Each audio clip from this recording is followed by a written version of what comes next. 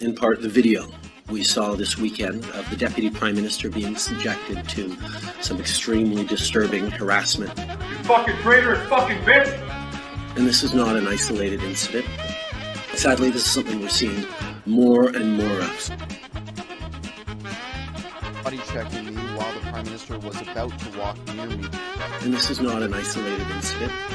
Go away. Sadly, this is something we're seeing more. I seem unreasonable to you? Because I seem really pleasant. I might come across as pleasant right here. More and more of. Non, ne me touchez pas. Je fais mon travail de journalisme. We're seeing increasingly people in public life, people in positions of responsibility, particularly women.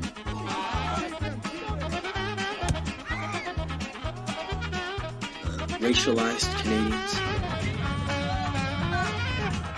people of minority.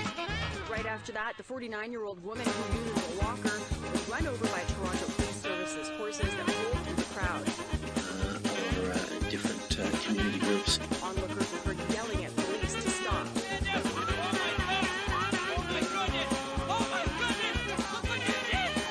Being targeted almost because of the increasing strength of your voices.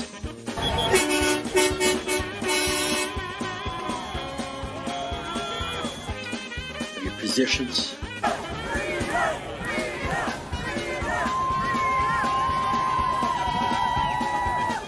Of the impact you're having around the world.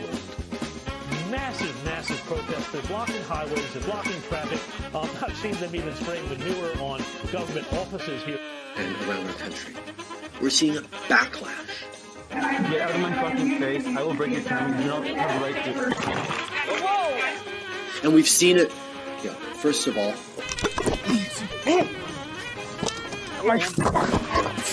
Are you kidding? Over the past many years, anytime a woman speaks up on social media.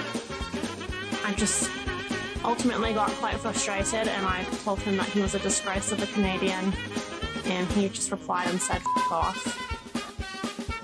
Subject to harassment and toxicity.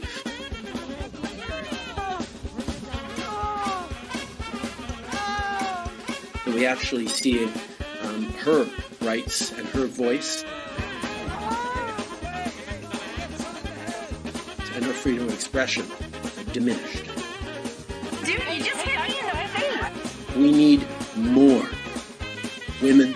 And shot me in my left leg with the tear gas gun. It was point blank. And racialized Canadians. When you ask questions that liberals find hard to answer, well, they call parliament security on you, yes. And diverse communities. No, don't tell me to calm down. You guys should move away. To be strong voices in politics. I just want to remind the honourable members, including the honourable right honourable Prime Minister, to use words that are not inflammatory in the House. In media, where we're seeing reporters increasingly getting attacked.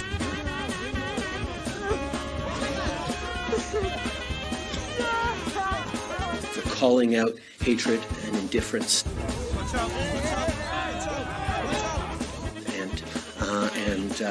And discrimination. Why the are you here? We're working, Because you sir. got something on the bridge. We want to know why. Why don't you off? Here, there's for your membership. We have to ask ourselves what kind of country we are, what kind of country we want to be. Hey, son, what is this? You cannot touch me. No, that can't work. Threats, violence, intimidation of any kind are always unacceptable.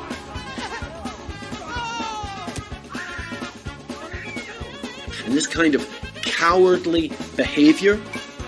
The police are giving me an order to cross the other side of. Hey, vous n'avez pas le droit de me toucher, monsieur. Threatens and undermines our democracy Get the fuck out of this province! and our values of openness. As leaders, we need to call this out Destroying this country! and take a united stance against it. Because no matter who you are, who you love, the color of your skin, how you pray, where you're from, your gender, you deserve respect.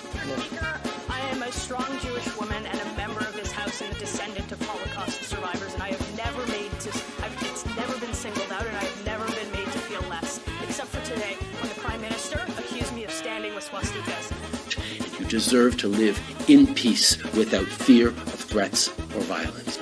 Well, that was perfect timing. You love Chrystia Freeland? No. I fucking hope not.